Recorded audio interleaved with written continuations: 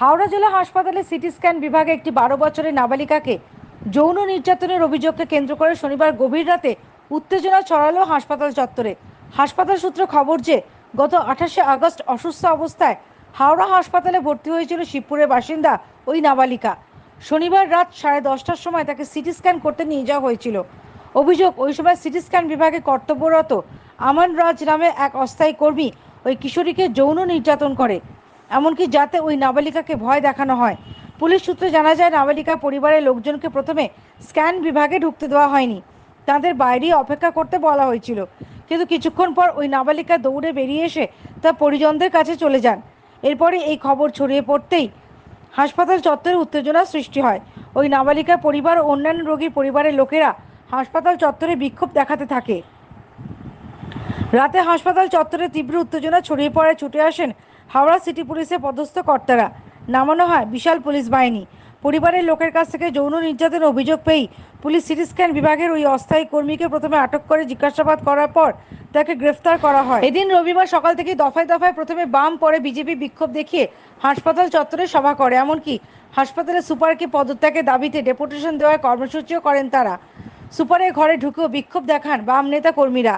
উত্তেজনা যাতে না ছড়ায় সেই কারণে বিশাল পুলিশ বাহিনী মোতায়েন করা হয়। বাম ও বিজেপি সমর্থকদের দাবি, হাসপাতালের সুপারকে অবিলম্বে পদত্যাগ করতে হবে।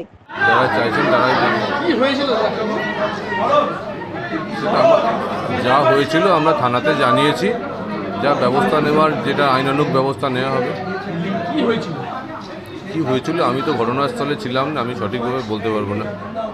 আমাদের হাওড়া হসপিটালে সুপার জানে না তার হচ্ছে যে এক্স রে মেশিন খারাপ, সুপার জানে না তার সিটি স্ক্যান মেশিন খারাপ। বলছি আমি জানি না যে আমার সিটি স্ক্যান মেশিন খারাপ। আমাদের পরিষ্কার 3টে দাবি আছে। এক, এই হাওড়া হসপিটালে নার্স, ডাক্তার, রুগীর হচ্ছে যে যারা আছে পরিজন আছে তাদের সুরক্ষা চাই। 2, উনি প্রতিশ্রুতি দিয়েছেন 3 দিন সময়, 3 দিনের মধ্যে এই যে লুফলসগুলো আছে অন্তত সমস্ত জায়গায় হচ্ছে যে মহিলা নার্স হচ্ছে যে ডেপুট করতে হবে। আর 3 নম্বর দাবি, এই অপদার্থ स्वास्थ्य पदत्याग चाहिए।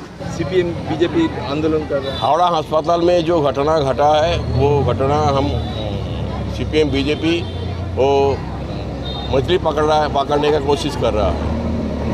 तो मैं ये कहूँगा जो सरकार की तरफ से, प्रशासन की तरफ से, हॉस्पिटल अथॉरिटी की तरफ से जो व्यवस्था लेना है वो सब ले लिया।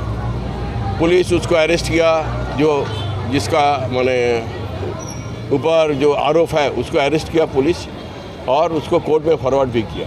3-4টে ঘটনা ঘটেছে একদিন। যত দিন যাচ্ছে যেটা কম্পিটিশন লেগেছে। এখানে 13 বছরের মেয়েটির উপরে শ্লীলতাহানি হয়েছে।